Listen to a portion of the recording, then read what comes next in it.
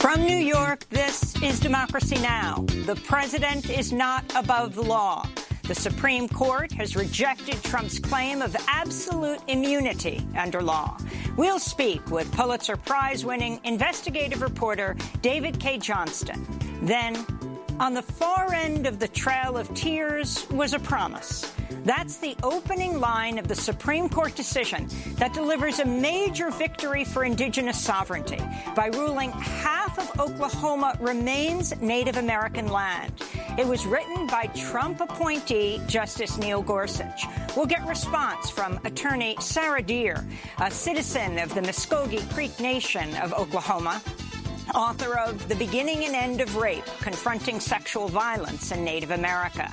But first, after months of downplaying the severity of COVID-19, Brazil's far-right president, Jair Bolsonaro, a Trump ally, tests positive. Here I'm taking the third doses of hydroxychloroquine. I feel very well. Bolsonaro took off his mask when he announced the news. Now several reporters are in quarantine and are suing the president. We'll go to Brazil, the world's second hardest-hit country after the United States, to speak with leading Brazilian epidemiologist Cesar Victora. All that and more coming up.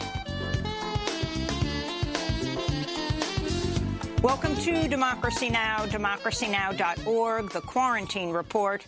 I'm Amy Goodman. In a pair of 7-2 rulings, the Supreme Court has rejected President Trump's claim of absolute immunity under law. The court ruled a Manhattan grand jury could have access to the president's tax returns, but it remains unlikely any of Trump's tax records will be seen before the election. In both cases, Chief Justice John Roberts, Brett Kavanaugh, and Neil Gorsuch sided with the liberal justices. Roberts wrote, quote, "In our system, the public has a right to every man's evidence, and since the founding of the republic, every man has included the President of the United States," they wrote. In a separate decision, the court affirmed that Congress can subpoena records from a president, but ordered a lower court to reconsider the significant separation of powers concerns before such subpoenas are approved. Trump lashed out at the court's rulings. So from a certain point, I'm satisfied. From another point, I'm not satisfied because, frankly, this is a political witch hunt, the likes of which nobody's ever seen before. It's a pure witch hunt. It's a hoax. In a major victory for indigenous sovereignty, the Supreme Court ruled Thursday about half of Oklahoma remains Native American land, recognizing a 19th century U.S. treaty with the Muskogee Creek Nation. Conservative Justice Neil Gorsuch wrote the majority opinion. The Muskogee Creek Nation welcomed the ruling, issuing a statement saying, quote, "The Supreme Court today kept the United States' sacred promise to the Muskogee Nation of a protected reservation. Today's decision will allow the nation to honor our ancestors by maintaining our established sovereignty and territorial boundaries." We'll have more on the Supreme Court's decisions later in the program. The United States recorded over 65,000 new coronavirus cases Thursday, the highest daily figure since the pandemic began. At least 6 states set single-day case records: Alabama, Idaho, Missouri, Montana, Oregon, and Texas. Hospitalizations are surging across much of the country. In Florida, intensive care units are reported to be at capacity in over 40 hospitals. In Mississippi, the state's 5 largest hospitals have all run out of ICU beds. In Corpus Christi, Texas, officials have asked FEMA for a portable morgue due to a surge in COVID-19 deaths. And new outbreaks are being reported across the country. In Missouri, a popular summer camp was shut down after 82 campers and staff tested positive for the virus. In Kentucky, Governor Andy Beshear has ordered all residents to begin wearing masks in public, citing a, quote, explosion of cases. On Thursday, the top infectious disease specialist, Dr. Anthony Fauci, said states with major outbreaks should seriously look at shutting down again. New statistics show COVID cases in Florida have increased more than tenfold since the state reopened in early May. In Arizona, cases have soared by over 800% after reopening. Meanwhile, President Trump continues to downplay the severity of the crisis by saying the spike in confirmed cases is because, quote, our testing is much bigger and better, unquote, than any other countries. On Thursday, German Chancellor Angela Merkel appeared to indirectly criticize Trump's handling of the pandemic. During a speech at the European Parliament, Merkel said, quote, the limits of populism and denial of basic truth are being laid bare. In other international news, India, South Africa, and Mexico all reported setting new daily infection records Thursday. India is approaching 800,000 confirmed cases, the world's third highest total, behind the United States and Brazil. In Latin America, several top Bolivian officials have tested positive, including the interim president, Janine Áñez, and Bolivia's health minister. In Venezuela, the second most powerful figure in the country, Socialist Party leader Diosdado Cabello, has tested positive. Meanwhile, in Syria, a doctor in Idlib has contracted the virus, raising fears the pandemic could spread to refugee camps in northwest Syria. In economic news, another 1.3 million people have filed for unemployment aid, bringing the total to 48 million over the past 16 weeks. This comes as Republican lawmakers are refusing to extend a program that's given unemployed workers an extra $600 in weekly jobless benefits. The program ends later this month, and housing advocates fear it could lead to a surge in evictions. The COVID-19 Eviction Defense Project has estimated 20 million renters are at risk of eviction by the end of September. In a major campaign speech, Democratic presidential candidate, former Vice President Joe Biden, laid out a $700 billion economic recovery plan focused on increasing federal spending on U.S.-made products and technology. He dubbed the plan Buy American. The proposal has been compared to Senator Elizabeth Warren's campaign call to invest $1.5 trillion in federal spending on U.S.-made clean energy products. Biden spoke in Pennsylvania. Donald Trump may believe that pitting Americans against Americans will benefit him. I don't. We have a health crisis, an economic crisis, a racial justice crisis, a climate crisis. We need to come together to solve these crises, to solve them as Americans. This is our moment to imagine and to build a new American economy for our families and for our communities. Meanwhile, a task force made up of allies of Joe Biden and former presidential candidate Bernie Sanders have released policy recommendations that will be used to draft the Democratic Party's new platform. The task force endorsed free pre-K, tuition-free public college for most families, student loan forgiveness, carbon-free power by 2035, the end of private prisons, and the end of cash bail. The report did not endorse two key planks of Sanders' campaign, Medicare for all, and a Green New Deal. In Missouri, police have broken up a protest encampment on the steps of St. Louis City Hall. Protesters had been camping out since Wednesday, demanding the resignation of the St. Louis mayor, who's faced criticism for publicly reading out loud the names and addresses of protesters who called for the police to be defunded during a recent live video briefing. In Washington state, a veto-proof majority of the Seattle City Council has backed a proposal to slash the Seattle Police Department's budget by 50%. Seattle's mayor and police chief have opposed the move to defund the police. Utah has declared a state of emergency following a night of protests in Salt Lake City. On Thursday, the Salt Lake County District Attorney announced no officers would be charged in the killing of Bernardo Palacios Carvajal, a 22-year-old man who was shot at more than 30 times as he fled police in May. On Thursday, protesters splashed red paint on the DA's office and splattered red paint on the street outside. The man's family now plans to sue the city. The Intercept's reporting a controversial artificial intelligence startup with ties to Twitter has been helping police agencies digitally monitor the recent Black Lives Matter protests. The company, Dataminer, which has received funding from the CIA, reportedly surveilled dozens of protests by tracking social media posts and then converting the information into police intelligence packages. Here in New York, the city has painted the words Black Lives Matter in large, bright yellow letters just outside Trump Tower on Fifth Avenue. Mayor Bill de Blasio took part in the painting. Anthony Beckford of Black Lives Matter Brooklyn supported the city's move. When people look at this thing here, those who really are filled with hate, they become empowered by that. Now we're countering them, letting them understand that we will be at the doorsteps of hate, and we will basically get rid of the ideology of white supremacy and racism. Newly released data from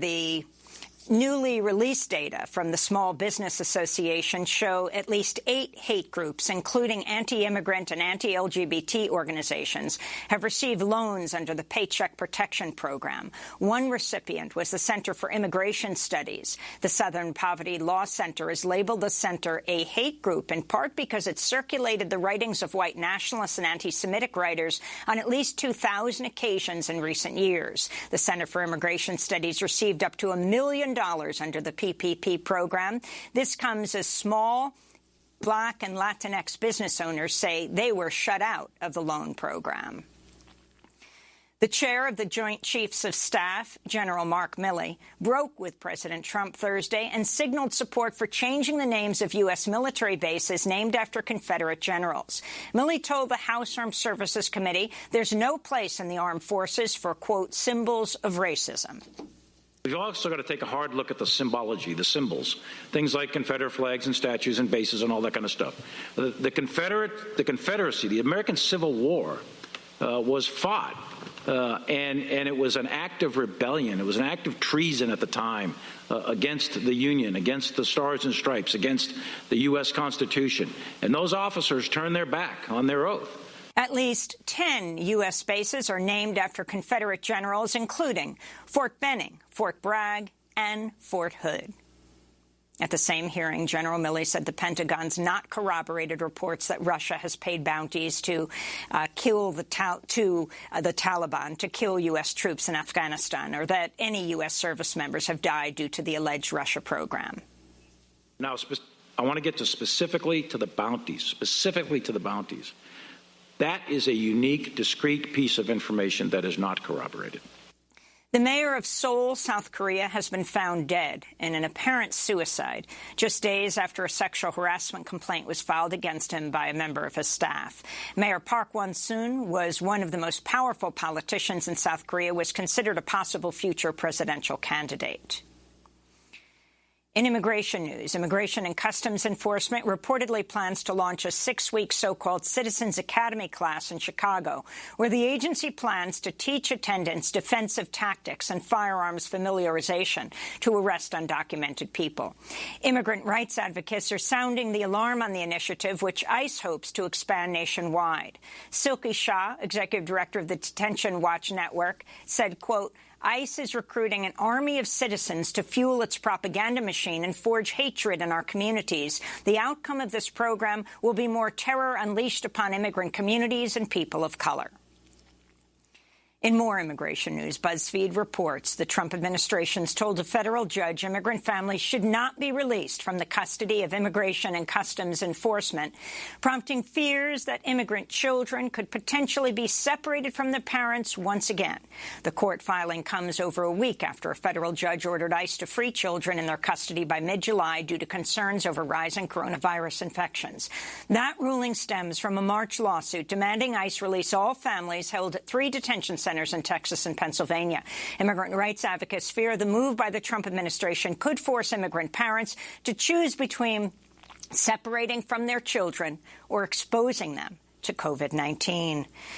And the Los Angeles County Sheriff's Department has ruled that suicide was the cause of death for a 24-year-old black man found hanging from a tree in the city of Palmdale, California. Robert Fuller's body was found June 10th. The FBI had launched a probe into Fuller's death after his family questioned the initial ruling that he had killed himself. And those are some of the headlines. This is Democracy Now!, democracynow.org, The Quarantine Report. I'm Amy Goodman. We begin today's show in Brazil, where coronavirus cases are soaring. More than 1.7 million people have tested positive. Nearly 70,000 have died. Brazil is the second hardest hit nation in the world after the United States. On Tuesday, the far-right president, Jair Bolsonaro, announced he tested positive for COVID-19 after months of downplaying the severity of the pandemic. He recently developed a high fever and a cough and said he's taking hydroxychloroquine, even though it's been proven ineffective against COVID-19, in some cases deadly. Here I'm taking the third doses of hydroxychloroquine. I feel very well. There are other things that can help battle coronavirus, and we know none has been scientifically proven, but it's working for me. As President Bolsonaro announced he had tested positive, he took off his mask. Some of the reporters who were present have now been put in quarantine, and the Brazilian Press Association has filed a criminal complaint to the Brazilian Supreme Court. They allege Bolsonaro committed at least 2 crimes by putting someone's life or health at imminent risk and failing to prevent the spread of an infectious disease. All of this comes as Brazil has gone 55 days with no health minister. The last 2 were fired or resigned within 30 days of each other for endorsing science. The grandmother of Brazil's First Lady, Michelle Bolsonaro, is also suffering from COVID-19. She was recently transferred to an ICU unit and is reportedly intubated. For more, we go to Brazil, where we're joined by Cesar Victora, a Brazilian epidemiologist who led the first study to assess the prevalence of coronavirus in Brazil. He coordinates the International Center for Equity and Health at the Federal University of Pelotas in Brazil, where he's emeritus professor of epidemiology. He also has honorary appointments at Oxford, Harvard, and Johns Hopkins universities. Professor Victora, thanks so much for joining us. Can you talk about your president testing positive as he has downplayed the pandemic, calling it a little flu, taking off his mask at his press briefing, exposing journalists, and then the bigger story of what's happening in Brazil, directly connected, I believe, to his attitude? Good morning, Amy. Thanks for the invitation. It's a real pleasure to be here today. Bad political leadership is a major risk factor for the spread of the pandemic, not only in Brazil, but also in your own country. Bolsonaro has repeatedly denied the importance of the pandemic. He's, as you just mentioned, he dismissed 2 health ministers who were against the use of hydroxychloroquine and were in favor of social distancing.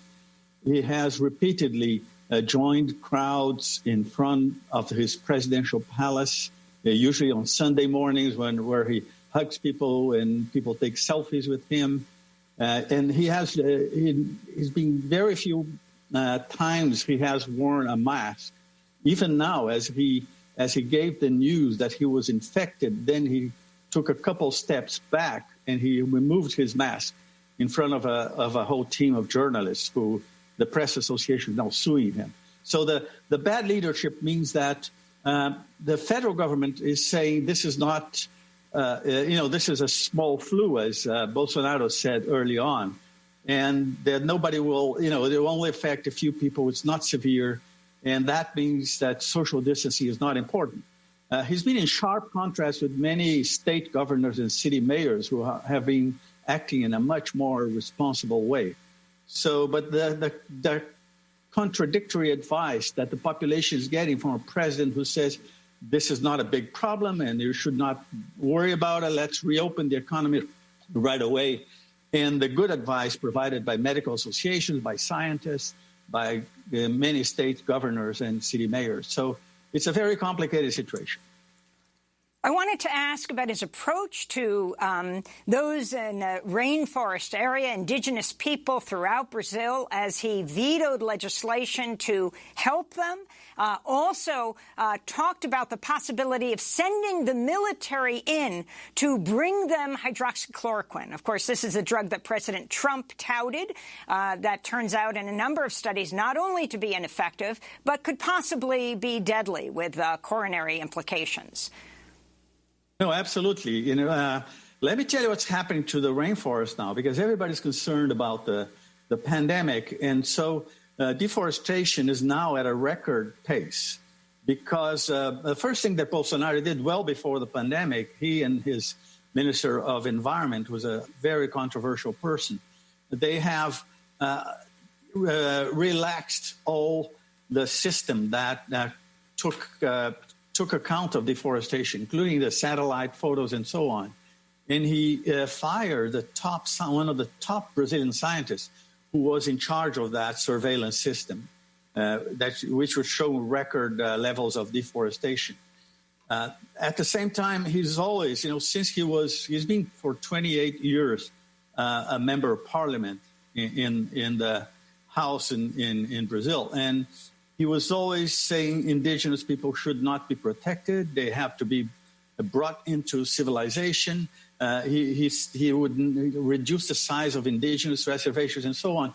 And he's actually, you can't blame him for doing what he said he would do. Those people who voted for him knew who he was. It was amazing that he actually got about 55% of the vote in Brazil. Many of those people have repented and now regretting having ever voted for him. But I just wanted to give you a little bit of data on the indigenous population. We have completed now 3 rounds of surveys, each one in the largest 133 cities throughout the country.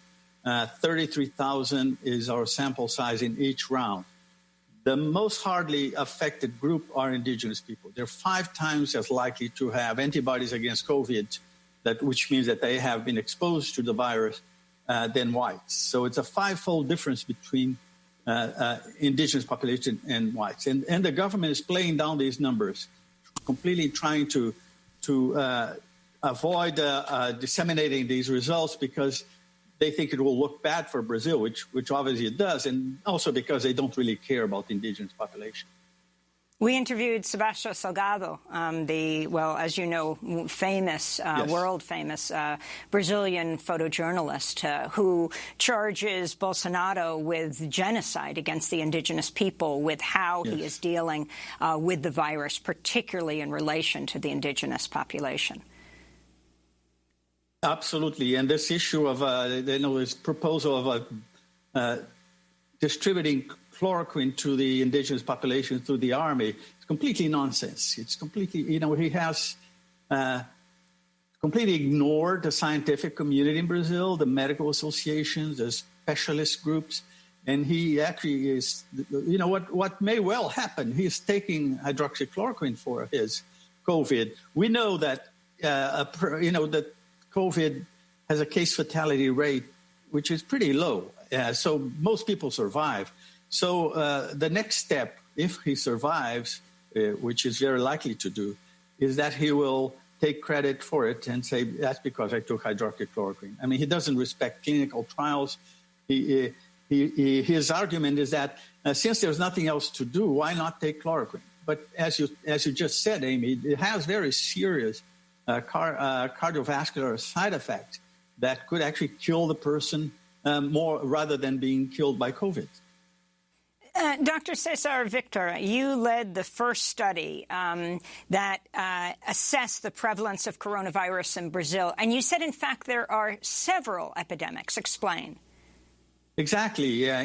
Very unexpectedly, the first wave of the epidemic came through the Amazon River, which was not where we expected. We thought it would be arriving in Rio and Sao Paulo and the touristy cities in the Northeast where lots of Italians, for example, come and for holidays.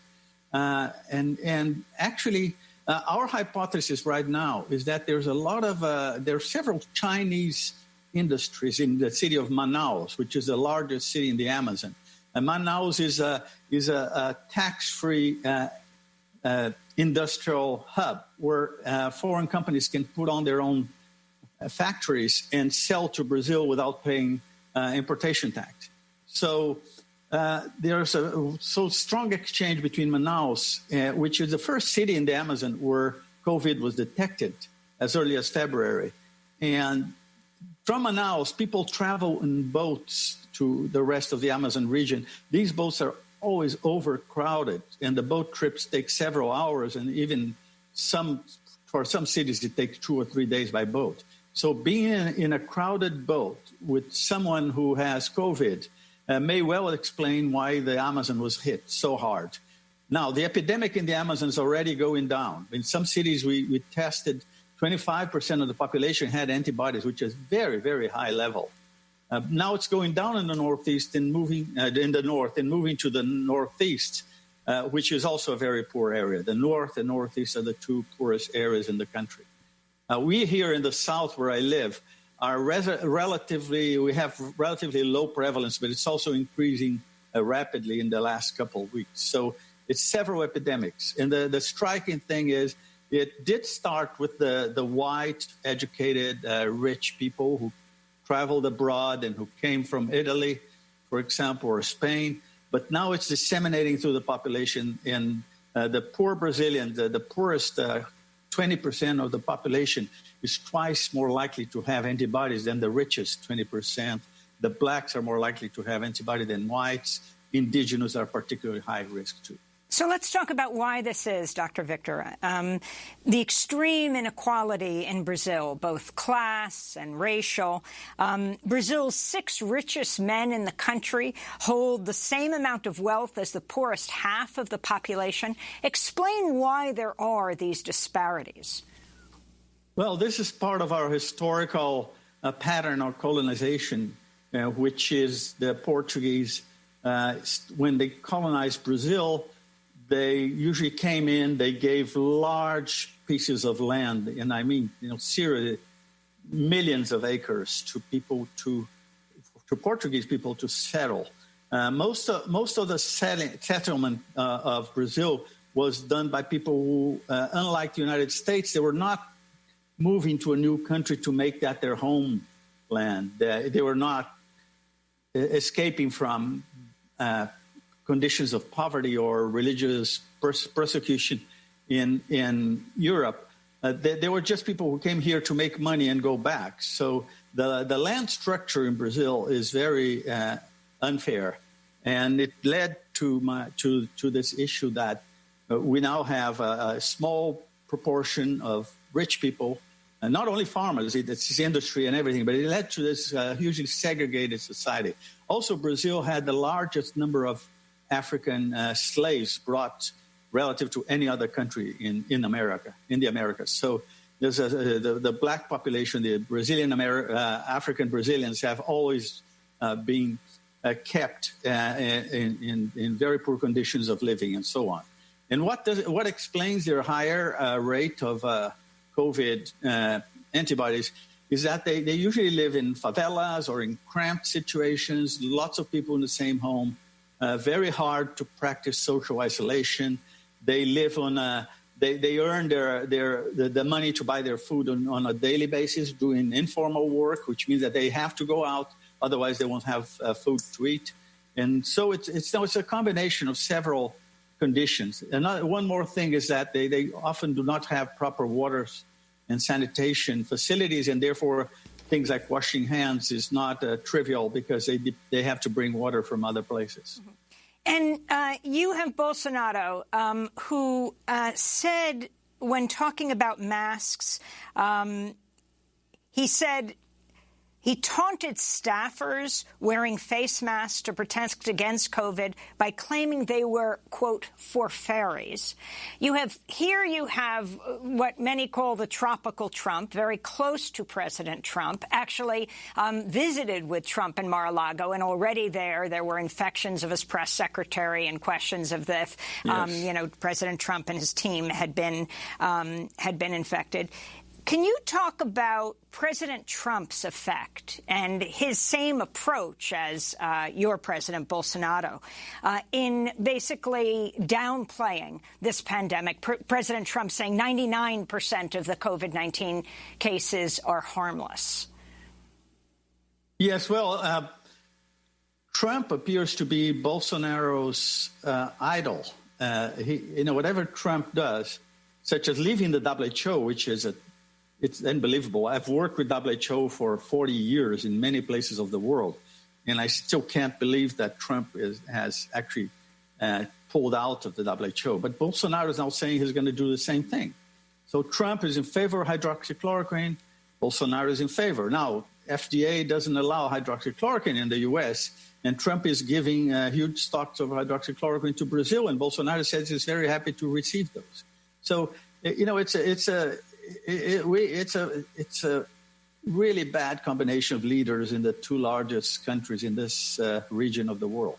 And number one and number two, President Trump proudly often talking about the United States as being number one, but number one and number two in COVID infections. I want to thank you so much, Dr. Cesar Victora, Brazilian epidemiologist who led the first study to assess the prevalence of coronavirus in Brazil, coordinates the International Center for Equity in Health at the Federal University of Pelotas in Brazil, where he's emeritus professor of epidemiology.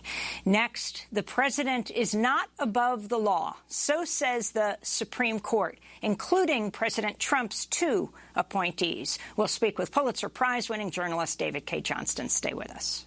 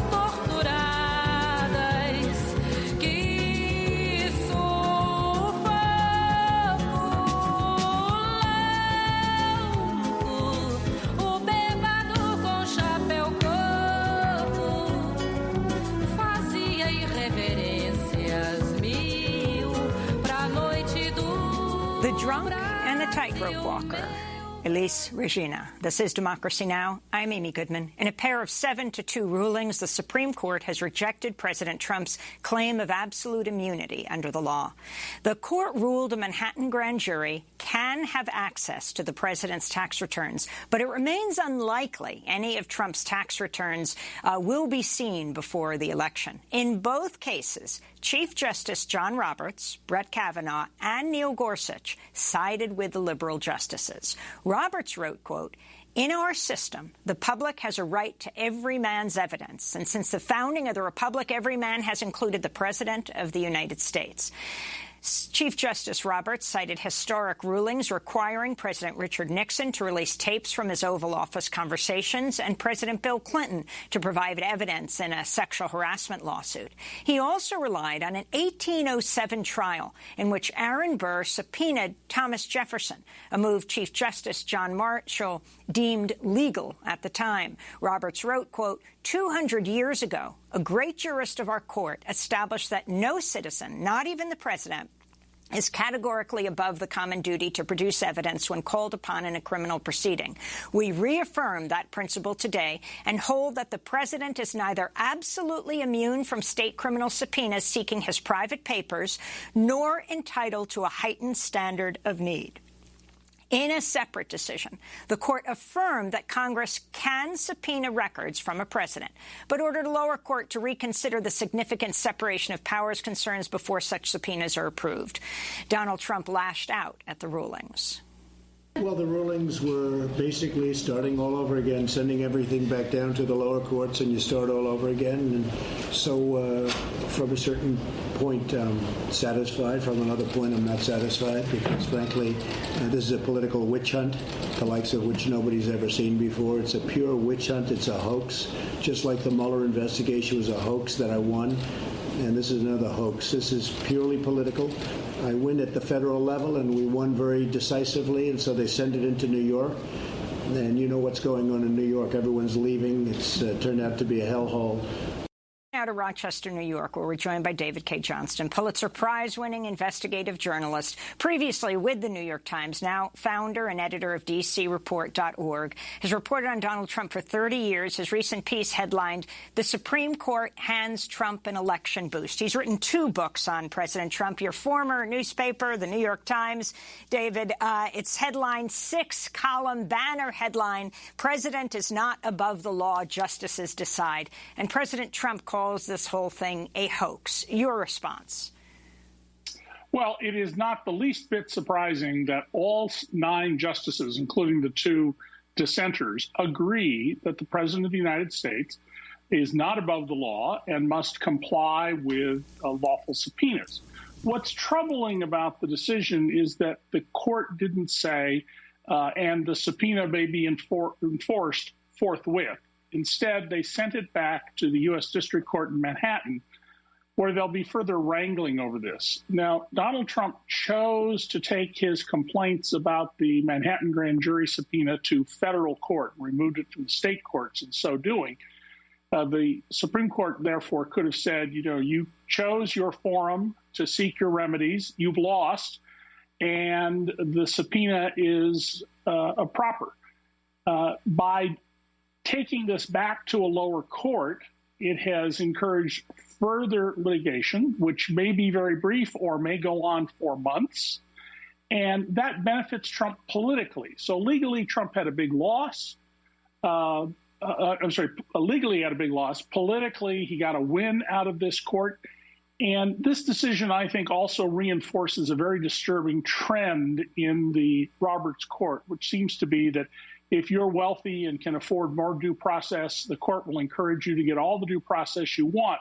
That sends a signal to prosecutors and regulators not to mess with people who are going to fight back because they will tie up your limited resources. So just look the other way or don't pick up cases like this. So in terms of the election, this was a big political win for Donald Trump, though he didn't exactly take it that way, though his attorney, of course, who argued before the Supreme Court, took it as a big win.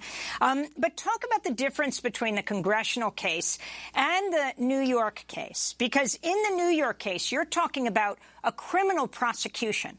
What could happen even after Trump steps down if he agrees to as president of the United States? Well, Donald Trump can, and I suspect likely will, pardon himself, assuming he is voted out of office, and that's no certainty at all.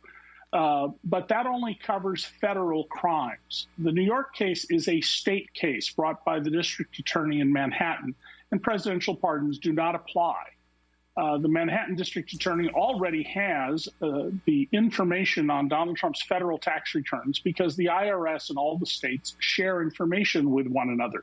What they don't have and what they're seeking with a subpoena are the business records and accounting records, because if those don't line up, if Donald Trump's tax returns deviate from the business and accounting records, then that's fraud.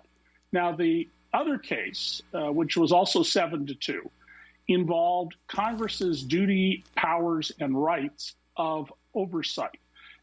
Congress, after all, makes the laws, and the president, the executive, basically is assigned to do and fulfill the obligations and responsibilities that Congress assigns to him. However, in this case, the 3 committees issued very, very broad subpoenas. I mean, they wanted stuff down to credit card records. And the court was skeptical of the scope of that claim, and perhaps rightly so. I think that the proper groundwork wasn't laid there. On the other hand, Adam Schiff, one of the key members of the House, says they will now go back and lay the groundwork for this so that they can obtain the records they're seeking of the president. And keep in mind that Donald Trump has worked very hard to hide his business records, and we know why. I revealed 4 years ago that he had had 2 income tax fraud trials over his 1984 tax return. They were civil fraud, not criminal fraud. The New York Times, in work that they in print very nicely said was inspired by my work, wrote this remarkable, absolutely perfectly executed piece in October of 2018 in which they said flat out Donald Trump and his sibling are serial tax cheats. And we now know that the principal source of records that they used for this came from Mary Trump, Donald Trump's niece, who just published a book about him. So let's talk about that. Let's talk about Donald Trump's niece, Mary Trump, a clinical psychologist, and her new book, Too Much and Never Enough: How My Family Created the World's Most Dangerous Man. Mary Trump's father was Fred Trump Jr. He was Donald Trump's older brother. Fred Jr. died of a heart attack in 1981 after a struggle with alcohol and addiction. Mary Trump wrote that after Donald Trump's inauguration, quote, "The smallest thing, seeing Donald's face or hearing my own name, both of which happened dozens of times a day, took me back to the time when my father had withered and died beneath the cruelty and contempt of my grandfather. I'd lost him when he was only 42 and I was 16. The horror of Donald's cruelty was being magnified by the fact that his acts were now official U.S. policy affecting millions of people," she wrote. Donald Trump's younger brother, Robert, is seeking to block the sale of the book, saying it violates a confidentiality agreement. However, the publisher, Simon & Schuster, told a court Thursday that 600,000 copies of the book have already been distributed ahead of its July 14th publishing date. A court ruling is expected any day now, and though the book is out, Mary Trump has been enjoined from speaking. So talk about, since you've written 2 books on Donald Trump and written about some of what she writes about in this book, the significance of this book. Well, we've broadly known that the house Donald Trump grew up in was a house of absolute horrors. His father was a monster. He's a very, very competent businessman, but he was corrupt. His business partner was a front for the Genovese and Gambino crime families. But what Mary brings to this book is an insider's knowledge combined with her PhD in clinical psychology. So she's able to tell anecdotes we have never heard before. There's lots of new information like that. She's able to connect the nature of this house and what went on. I mean, on the night that her father had his heart attack and was taken from the Trump father, Fred Trump and Mary Trump's mansion to the hospital, the parents just sat in the living room and did nothing. And Donald and his sister Elizabeth went to the movies. What kind of people do that? This is not a house of love. This is a house of lucre, where the only thing that mattered and the only measurement was how much money did you bring in today? Who did you cheat today? It didn't matter if you lie, cheat, and steal, so long as you got the money. That made you a winner. And Donald Trump, recognizing that his older brother was not built to deal with Dad. He withered under his father. He tried to escape him. He was a pilot for TWA Airlines for a period of time. Saw opportunity, and he then shaped himself to be what his father wanted, to be the magnification of his father. And in fact, many of Donald Trump's stunts, I've written about in the past, as have others, actually began with Fred Trump. He just was not as widely known outside of the outer boroughs of New York. I think this is a very, very important book. It's not terribly long. It's crisply written. And I encourage everybody to read this book. I think it will open people's eyes to how did this sociopath get to the White House. And that's certainly what the psychologist, his niece, calls him, a sociopath. Finally, Mary Trump alleges that President Trump, Donald Trump, paid a friend to take his SATs.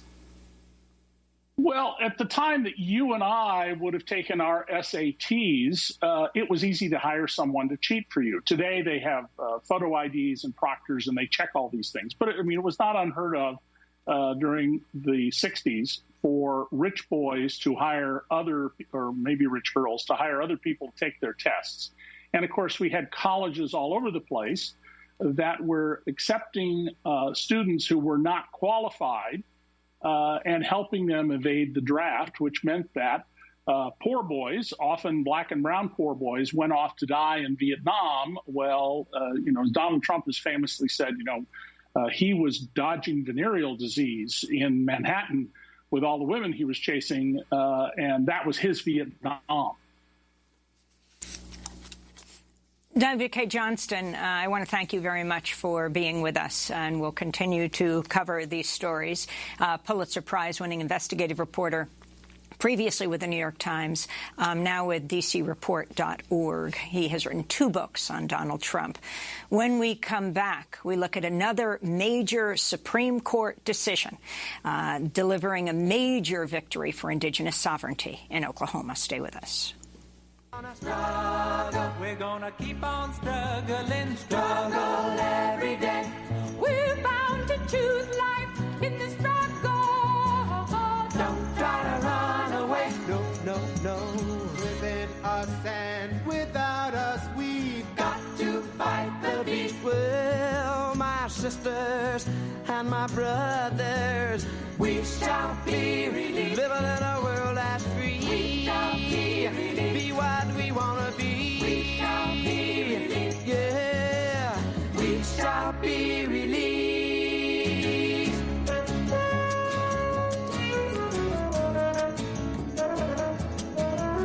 Belly of the Monster by the Red Star Singers. This is Democracy Now!, the Quarantine Report. I'm Amy Goodman. In a major victory for indigenous sovereignty, the Supreme Court ruled Thursday that about half of Oklahoma remains Native American land, recognizing a 19th century U.S. treaty with the Muskogee Creek Nation in a narrow 5-4 ruling. Justice Neil Gorsuch, who joined the court's liberal wing, wrote the majority opinion. It began, quote, "On the far end of the Trail of Tears was a promise. Forced to leave their ancestral lands in Georgia and Alabama, the Creek Nation received assurances that their new lands in the West would be secure forever. Because Congress has not said otherwise, we hold the government to its word," he wrote.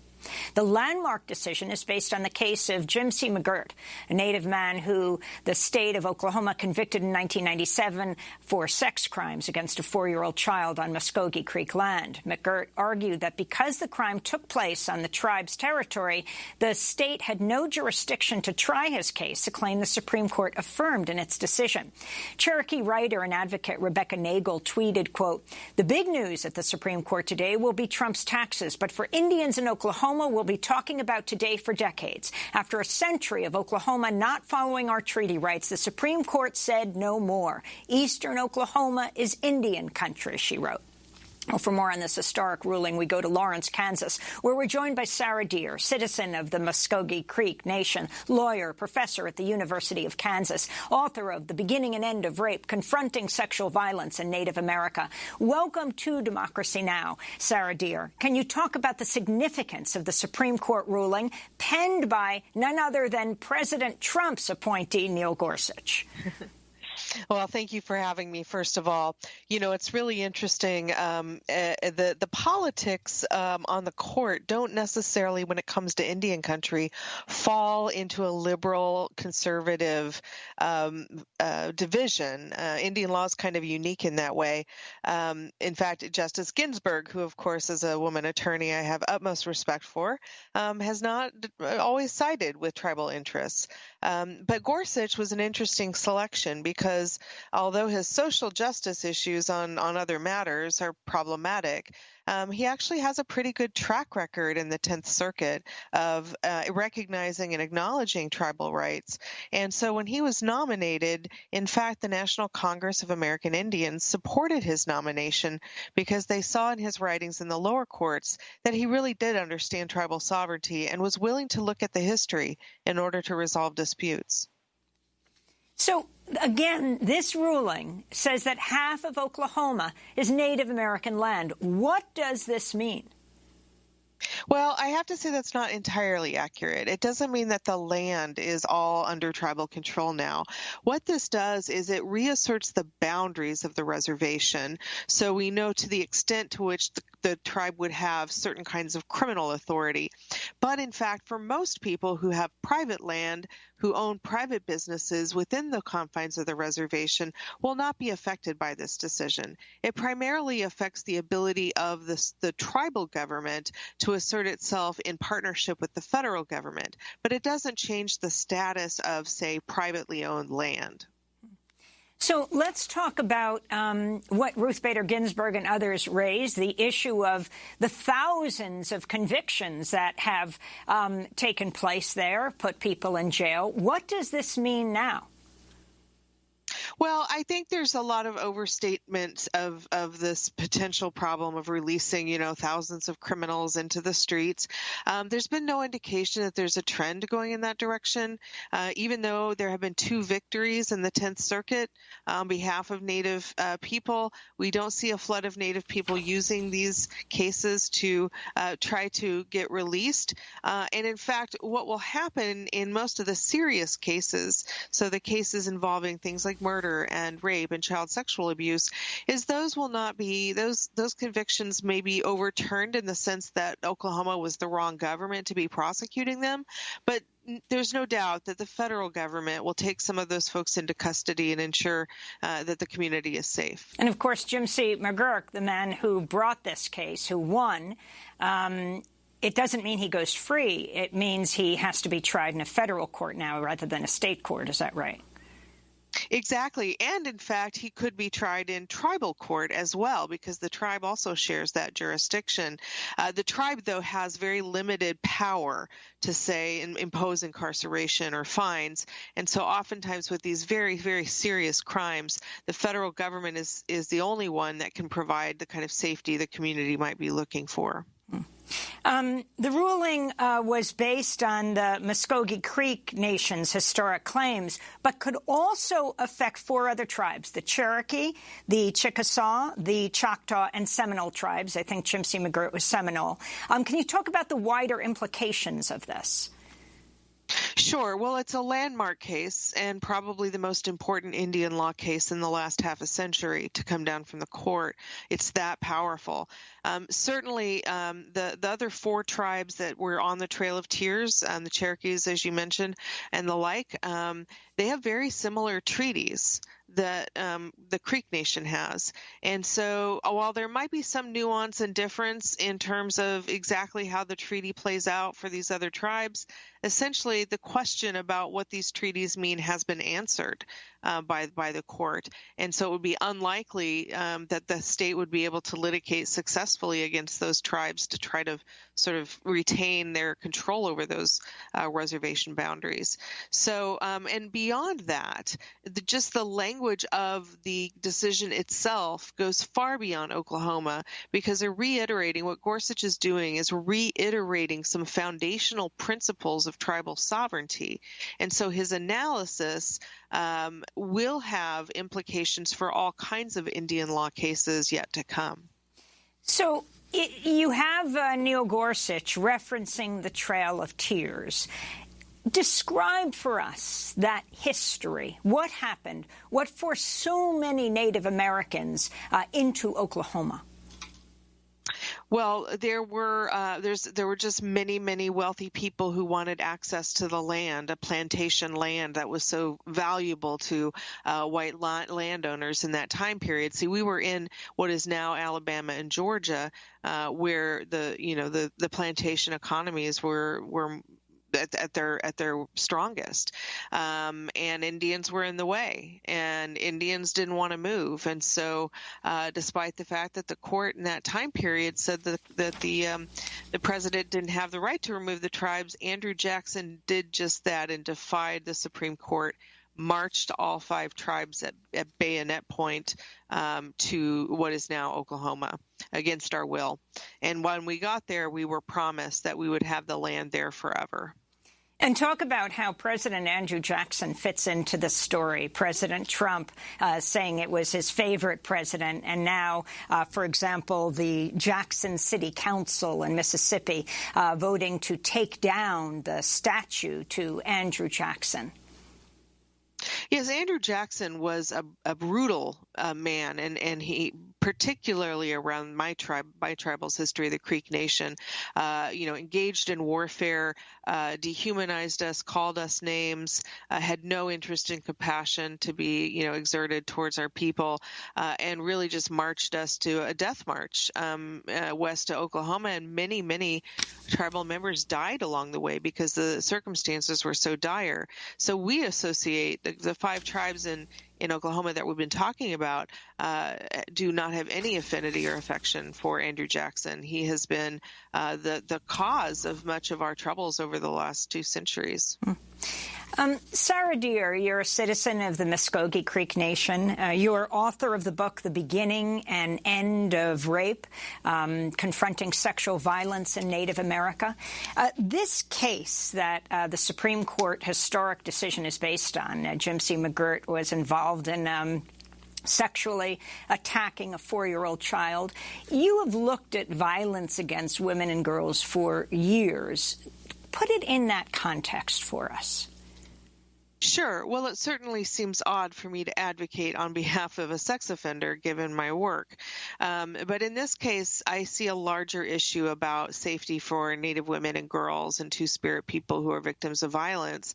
Because what this is doing is, while, yes, this McGirt case conviction is overturned, what I would like to see happen going forward now that we have this case is that actually the tribe can pick up some of these cases, because now our territorial reach is larger, and so we can engage in crime control in a larger area of the reservation. And I believe that tribal sovereignty is going to be key to protecting people from violence, because the state has doesn't have a vested interest in necessarily in the safety of the reservation. The federal government is far away, taking down Enron and large-scale drug trafficking rings. And I would like to see the tribal nations who do have criminal jurisdiction, now that's expanded territorially, to really pick up these cases and try to resolve them in a way that's going to make the community safe, but not necessarily replicate the law and order model of the state and federal governments. Sarah Deer, can you talk about how the media has covered this historic Supreme Court decision on the last day of the Supreme Court's term, coming down the same day, of course, as the ruling on President Trump's tax returns? Sure. Well, I can say the wait has been grueling. We've been waiting for this decision for well over a year and a half. I think that the headlines that I'm seeing, even in more sympathetic media, sort of overstating the case, and I think creating a lot of fear and anxiety for people in Oklahoma. It doesn't give land back per se, and there's nothing that the tribe will be able to do to move people off their privately owned land or run their privately owned businesses. Very little is going to change on the ground for non-Indians. And so when I see headlines like, the tribe has been given back land, it overstates it quite a bit. While it's still an important case, it's not giving the tribe power over most people that live on the reservation who are non-native. And so putting this in the context of all the protests in this country right now around racial injustice, around the whole Black Lives Matter movement, around people of color being so violated over the years, yet not recognized, changing the narrative. Can you talk about how you see this decision changing the narrative and fitting into this uprising around the country? Sure. Well, I think that the way Gorsuch is a beautiful writer, and there's no doubt in my mind that he used logic and legal reasoning to reach his decision. But his writing conveys something a little bit more that we typically don't see from the court, and that is a sense of empathy and compassion. And again, I'm not suggesting that was the basis of his decision, but to offer that in the rhetoric of his prose gives me great hope. And I do think that this is coming at a very interesting time. While this case actually precedes the rising up of the contemporary Black Lives Matter movement, I think it's part of that same the same effort to raise awareness about oppression. And I think that Native people owe a debt of gratitude to the leadership of Black Lives Matter, because in raising those issues of race and injustice, we've also been able to elevate the issues of Native racism and injustice. And people who are sympathetic to the Black Lives Matter movement are more amenable to the sympathies for Native people. So I think it's not a coincidence that this case comes out at that kind of time. We have to leave it there. Sarah Deer, citizen of the Muskogee Creek Nation, we thank you so much. I'm Amy Goodman. Stay safe.